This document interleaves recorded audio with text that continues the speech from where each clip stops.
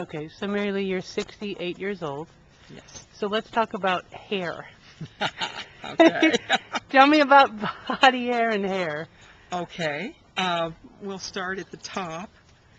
I turned gray starting in my 30s. By 40s, I was very gray. By 50s, I was really getting white.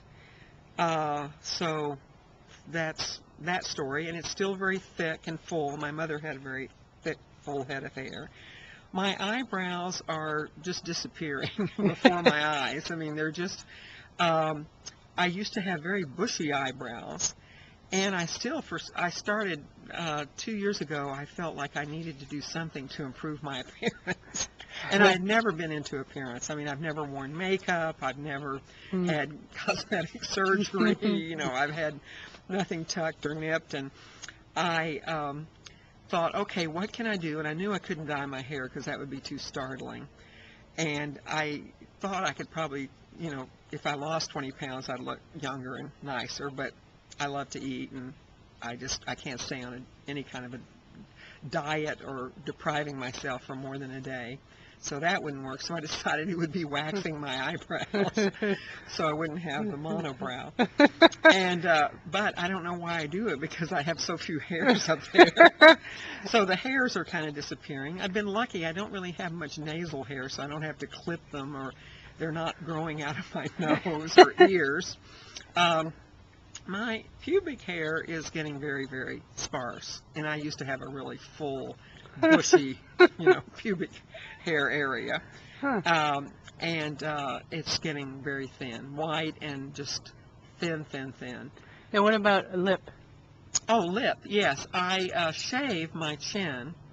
I just have, electrolysis is too girly and just something I just didn't want to do. Plucking scares me to death. And I'm not afraid of shots, and lots of pain things don't bother me much at all, but the idea of plucking these hairs, and there's so many of them now, I mean, and so on my chin I just have tons of hair. I mean, it wouldn't be a beard if I let it grow out, but it would be definitely hairy. So yeah, I shave my chin hairs. My lip, you know, it's got kind of a mustache, but I just don't worry about it. So you don't shave the lip? No, I don't shave the lip, and I probably should. I mean, but because I'm noticing in certain light, it's always been pretty blonde, but now I'm noticing in light it's dark, and I maybe should do that bleaching. So now, do you shave your chin because it's more comfortable for you socially? Oh yeah, I don't like the look of long hairs growing out.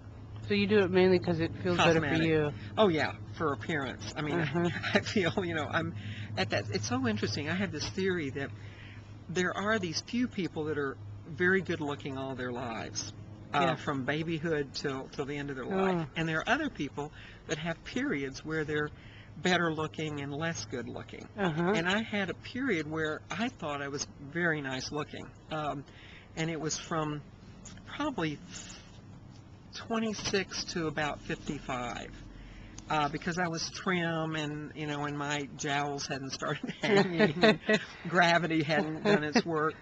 But then I kind of have gone into a crisis of just becoming an old person and not looking good, because I don't think old people, many of them, look what our standard of beauty, you know, with all the media that we watch and the movies and the touched up photographs, and as much as we want to resist it out of, you know, feminist consciousness and so forth, it's still just hardwired, these standards. And so when I kind of hit about 62 or 3, I really started kind of not liking my appearance, not hating it, but not thinking I looked particularly nice or good.